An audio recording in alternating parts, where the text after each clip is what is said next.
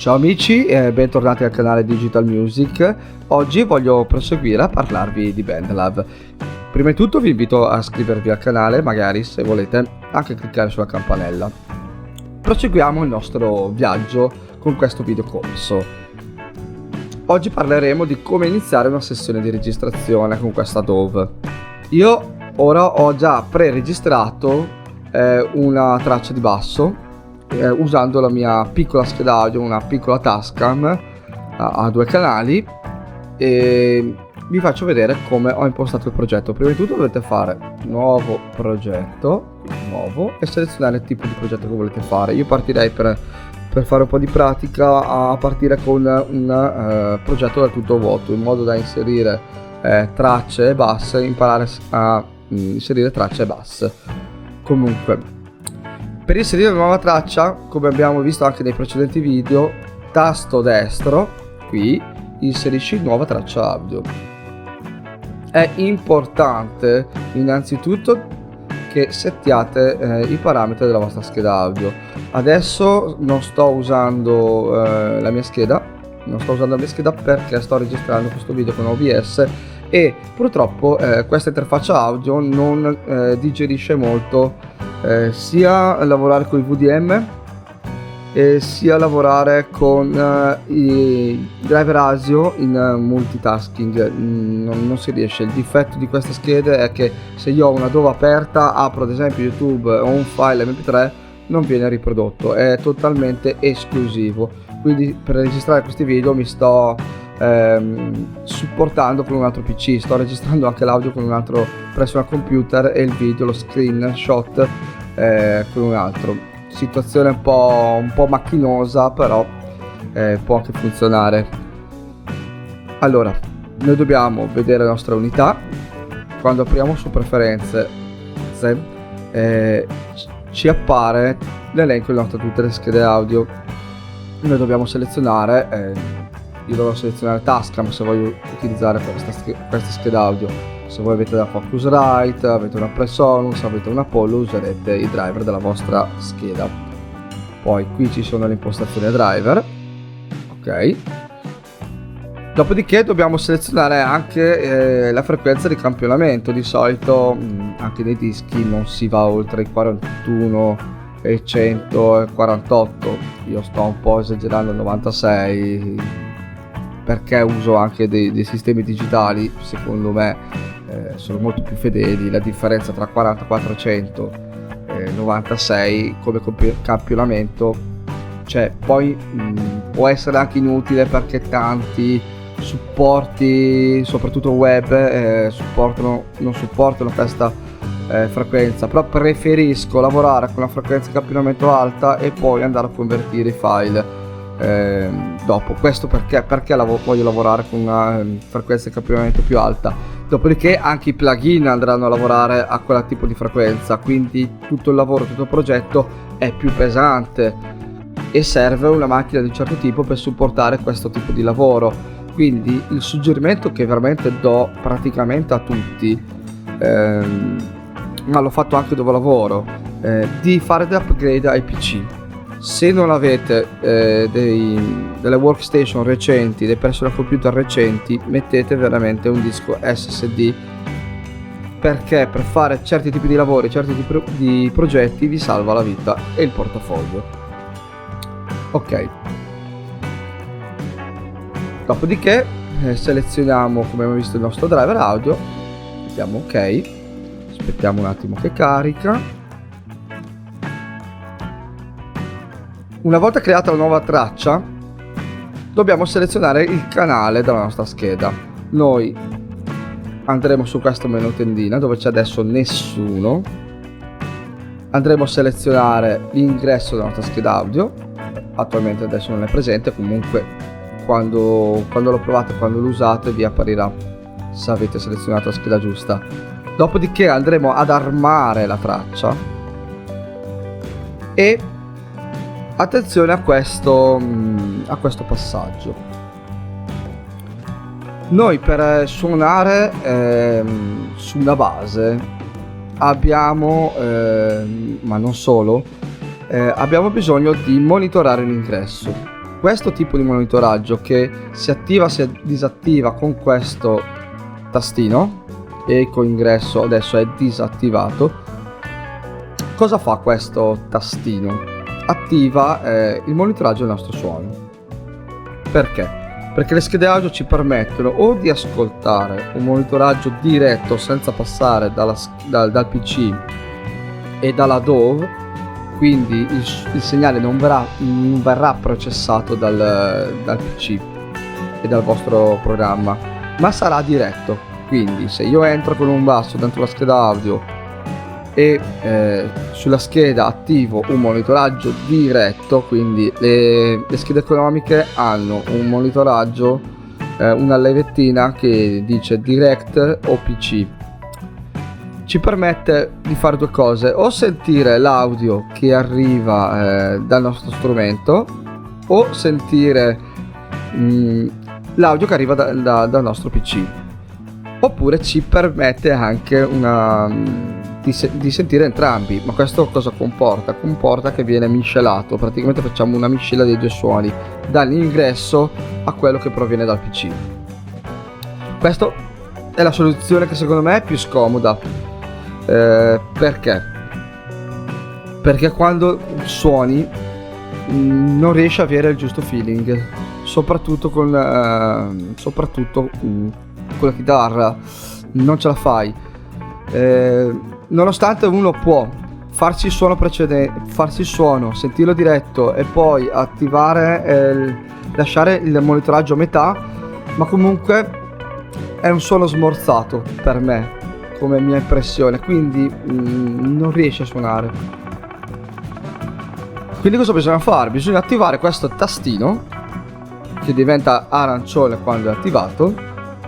E cosa ci permette di fare? Ci permette di fare prima di tutto di attivare tutti i VST. Se noi stiamo suonando con dei virtual instrument, anche quelli presenti nella DAW stessa, la batteria, le orchestre, cioè tutti gli strumenti MIDI, dobbiamo attivarlo, perché altrimenti non sentiremo nulla. Ma dobbiamo attivarlo anche se noi vogliamo usare dei plugin, dei simulatori di amplificatori, sia con basso o chitarra, perché altrimenti non sentiremo assolutamente niente. Questo è quando usiamo schede di un certo tipo. Perché dico di un certo tipo?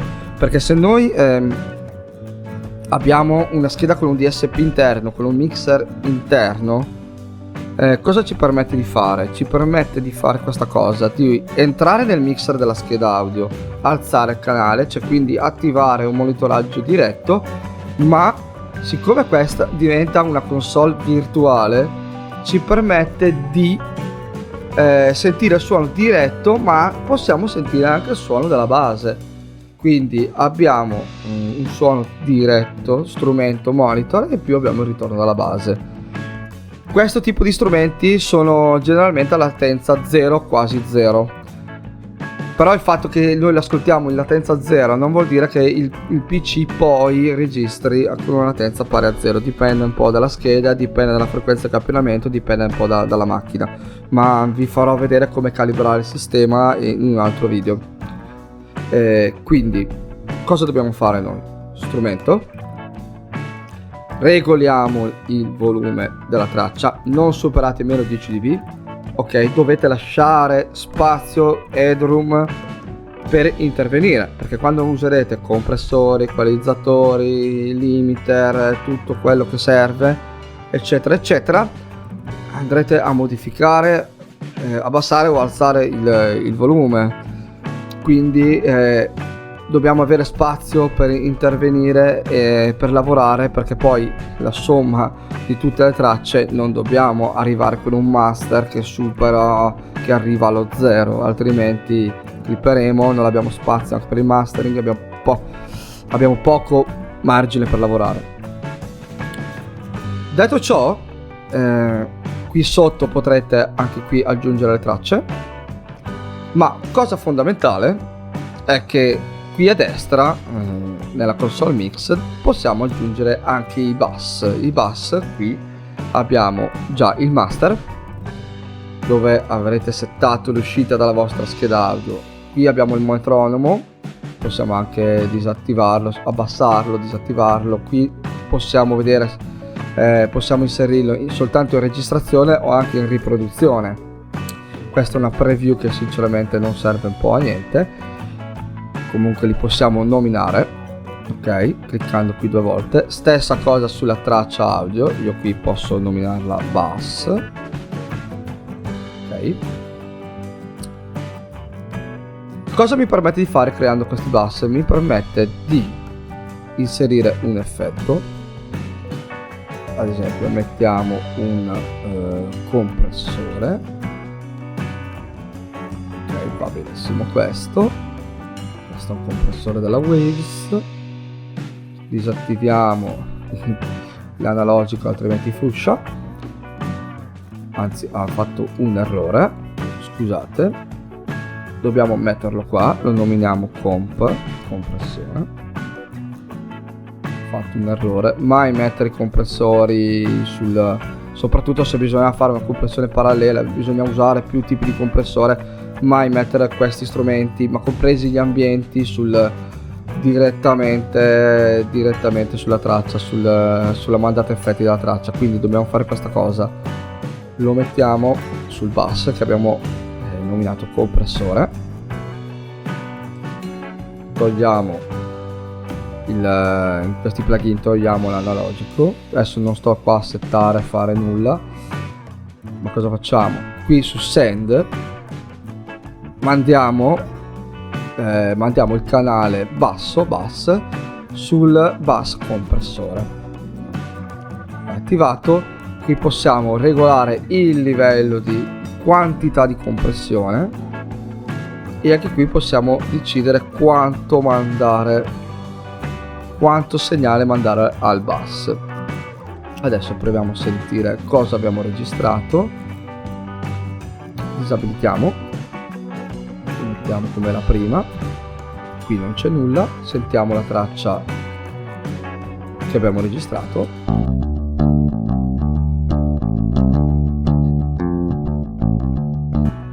Questo è un piccolo giro di basso. Dopodiché, se vogliamo inserirgli questo tipo di compressione, facciamo questa cosa, andiamo a attivare qui il nostro effetto, abbassiamo così cerchiamo di sentire anche la differenza, magari abbassiamo un po'.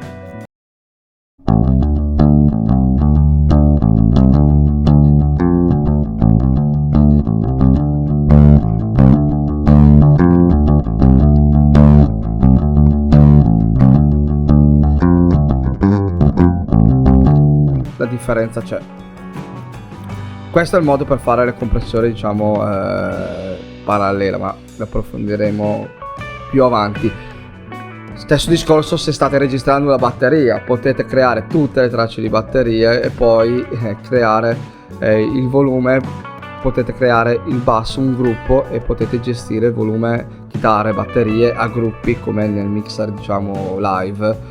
Potete gestire tramite un bus e non con il master, non agire sempre sul canale delle tracce, potete agire con un bus e abbassare e alzare il volume come volete. Comunque, una volta che registrate, adesso io elimino questa traccia, dovete anche fare un po' di editing.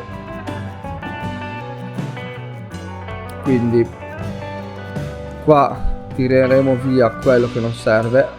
Io tolgo di solito lo snap perché mi dà fastidio per fare questo tipo di operazione, quindi vado a cancellare la parte, diciamo, muta e metto anche una piccola dissolvenza, così, perché altrimenti sentiamo un click all'entrata e uscita della traccia. Quindi possiamo tirare via tranquillamente così e andremo a fare un po' di pulizia. Facciamo un esempio. Una volta che questa è la nostra singola traccia, facciamo finta anche di aver registrato una chitarra, vogliamo esportarla. Allora, innanzitutto dobbiamo, una volta che fate, diciamo, un po' di editing, tirate via l'ingresso e mettete su nessuno. Perché? Questo perché? Perché vedete qui in basso, vedrete il picco, cioè questa traccia è arrivata a meno 7.3. perché così avete il monitoraggio dei livelli fatti bene, perché poi dovrete fare il game stage. Dopodiché, se io voglio esportare questa traccia, clicco qui, sto attento al marker. Questo perché? Perché a volte BandLab dà un piccolo problema. Selezioni, facciamo finta di avere un progetto, voglio selezionare soltanto una traccia. Cosa fa lui? Non mi seleziona soltanto quella traccia lì, ma me le seleziona un po' tutte, quindi il marker mi va anche oltre. Questo cosa vuol dire? Vuol dire che la traccia è più lunga di quella che deve essere. Quindi state molto attenti a questa cosa. Dopodiché io la seleziono, vado su file, esporta audio, do il nome, formato wave, campionamento e la esporto e lui fa il mix down. Quindi ricapitoliamo cosa abbiamo visto. Abbiamo visto come armare una traccia, come selezionare l'ingresso della nostra scheda audio. Abbiamo visto come fare un pochettino di editing facendo un po' di pulizia nelle code della traccia. Abbiamo visto come fare una dissolvenza.